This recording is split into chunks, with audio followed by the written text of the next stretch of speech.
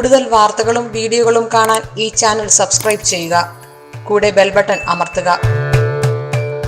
നമസ്കാരം. ഏഷ്യ ടിവിയുടെ എപ്പിസോഡിലേക്ക് എല്ലാ മാന്യപ്രേക്ഷകർക്കും സ്നേഹം നിറഞ്ഞ ഹൃദയം നിറഞ്ഞ സ്വാഗതം. ഇതാണ് വിഷയം. കൈവെള്ളയിൽ പണം നിറയാൻ, പണം കുമിഞ്ഞുകൂടാനായിട്ട്, കടം മാറാനൊക്കെയായിട്ട് വളരെ പുരാതനമായിട്ട് പകർന്നു കിട്ടിയ ഒരു മന്ത്രമാണ് ഇവിടെ പറയാൻ പോകുന്നത്. കടമെന്ന് പറഞ്ഞാൽ എല്ലാവരും കടം വാങ്ങിക്കും. രാജ്യങ്ങളായാലും സംസ്ഥാനങ്ങളായാലും ഒക്കെ കടങ്ങൾ വാങ്ങിക്കാറുണ്ട് അല്ലേ. ആ സമ്പത്തി ബുദ്ധിമുട്ട് വരുമ്പോഴാണ് നമ്മൾ കടം വാങ്ങിക്കുന്നത്. കടം വാങ്ങിക്കുന്നത് ഇപ്പോൾ ഒരാൾക്ക് വസ്തു വാങ്ങണം, വീട് വെക്കണം. അപ്പോൾ എല്ലാവരുടെയും ക്രെഡിറ്റ് ക്യാഷ് ഉണ്ടാവണം നിർബന്ധമില്ല. അപ്പോൾ ഇങ്ങനെ സാമ്പത്തികം വാങ്ങിച്ചിട്ടാണ്, കടം വാങ്ങിച്ചിട്ടാണ് വ്യക്തികളിൽ നിന്നാലും ബാങ്കിൽ നിന്നാലും കടം വാങ്ങിച്ചിട്ടാണ് വീട് പണിയൊക്കെ ചെയ്യുന്നത്. അത് തിരിച്ചു കൊടുക്കാമെന്ന് ഉറപ്പുണ്ടെങ്കിലല്ലേ കടം വാങ്ങിക്കുകയുള്ളൂ. നമ്മൾ ആ കടം വാങ്ങിച്ച് അത് റോളിങ് നടക്കാതെ വരുമ്പോൾ, റോളിങ്ങിനിടയ്ക്ക് സ്റ്റക്കാവുന്ന അവസ്ഥയിലാണ് നമുക്ക് കടം പെരുകുന്നത്.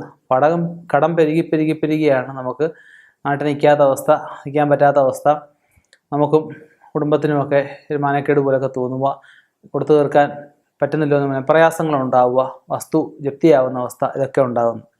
അപ്പം അങ്ങനെയുള്ള ആ ഒരു സാമ്പത്തിക സ്റ്റക്കായി നിൽക്കുന്ന അവസ്ഥ എന്താണെന്ന് നമുക്ക് നല്ലൊരു ജ്യോതിഷനെ കൊണ്ട് പ്രശ്നം വെച്ച് നോക്കി അത് പരിഹരിക്കണം.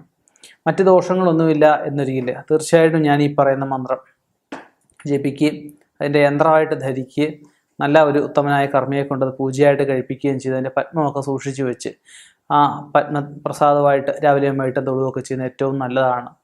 അത് വൃത്തിയായിട്ട് ഞാൻ ഈ പറഞ്ഞ കാര്യം ആചരിക്കുകയാണ്. ദിവസങ്ങൾക്കകം തന്നെ കടം പൂർണ്ണമായിട്ട് മാറുമെന്ന് ഞാൻ അവകാശപ്പെടുന്നില്ല. ധനം വരാനുള്ള പുതിയ പുതിയ വഴികൾ നമുക്ക് തെളിഞ്ഞു കിട്ടും.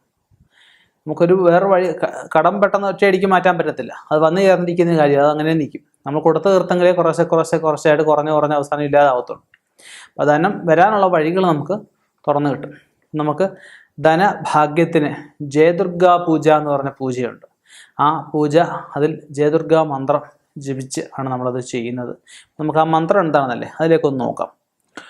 ഓം ഹ്രീം ദും ദുർഗേ ജയ ജയ ജയ ദുർഗേ ഹ്രീം ഹും ഭട്ട്. ഇത്രയും ചെറിയൊരു മന്ത്രമാണ് ഇത്. ഒന്നുകൂടെ പറഞ്ഞുതരാം. ഓം ഹ്രീം ദും ദുർഗേ ജയ ജയ ജയ ദുർഗേ ഹ്രീം ഹും ഭട്ട്. ഇത് ജയദുർഗാ മന്ത്രമാണ്. ഈ മന്ത്രം പതിവായിട്ട് 336 തവണ ജപിക്കുകയും ഈ പൂജ അഷ്ടതള പത്മത്തിലോ സ്വസ്തിക പത്മത്തിലോ ജയദുർഗാ സങ്കല്പത്തിൽ ഭഗവതിയെ ആവാഹിച്ച് വെച്ച് ആദ്യത്തെ മണിക്ക് ആവാഹിച്ച് രണ്ടാമത്തെ മണിക്ക് കടുംപായസം, സാധാരണ കൂട്ടുപായസം, പാൽപ്പായസം, വെള്ള നിവേദ്യം ഒക്കെ നിവേദിച്ച് അതിൽ മൂന്നാമത്തെ മണിയാകുമ്പോഴത്തേക്കും ഈ മന്ത്രം കൊണ്ട് പുഷ്പാഞ്ജലി, ദുർഗാസുക്തം കൊണ്ടുള്ള പുഷ്പാഞ്ജലി, ലളിതാസഹസ്രനാമം കൊണ്ടുള്ള പുഷ്പാഞ്ജലി, ദൈവം 11 അധ്യായം കൊണ്ടുള്ള പുഷ്പാഞ്ജലി, അപ്പം അങ്ങനെയുള്ള പല മന്ത്രങ്ങളെ കൊണ്ട് പുഷ്പാഞ്ജലിയൊക്കെ കഴിച്ച് ഇതിനകത്ത് നിവേദ്യമായിട്ട് എടുക്കേണ്ടതെന്ന് വെച്ച് കഴിഞ്ഞാൽ തെരളി നിവേദ്യവും അടനിവേദ്യവും തിർമധുരം, വെറ്റവാക്ക് വൃത്തിയാക്കിയത്, അതുപോലെ തിർമധുരമൊക്കെയാണ് നിവേദ്യമായിട്ട് എടുക്കേണ്ടത്. എടുത്ത് അത് നിവേദിച്ച് നമുക്ക് ആ പൂജയെ തന്നെ പറഞ്ഞ ഇതിൻ്റെ യന്ത്രവും പൂജിച്ച് രസമായിട്ട് ധരിക്കാവുന്നതാണ്. ശേഷം കർപ്പൂരം കത്തിച്ച് പൂജ മുഴുവനാക്കാം. അതിന് ശേഷമാണ് ഞാൻ ആദ്യം പറഞ്ഞതുപോലെ ആ പൂജ കഴിച്ച പത്മം പൊടി സൂക്ഷിച്ച് തൂത്തുവാരി വൃത്തിയായിട്ട് തൂത്തുവാരി, പുഷ്പമൊക്കെ വീട്ടിൽ കുഴിച്ചിടാം, വീടിന് നടവാതെ കുഴിച്ചിടാം. ആ പത്മം തൂത്തുവാരി സൂക്ഷിച്ച് വെച്ചിട്ട് അതിൽ പ്രസാദമായിട്ട് നമുക്ക് തൊടാം.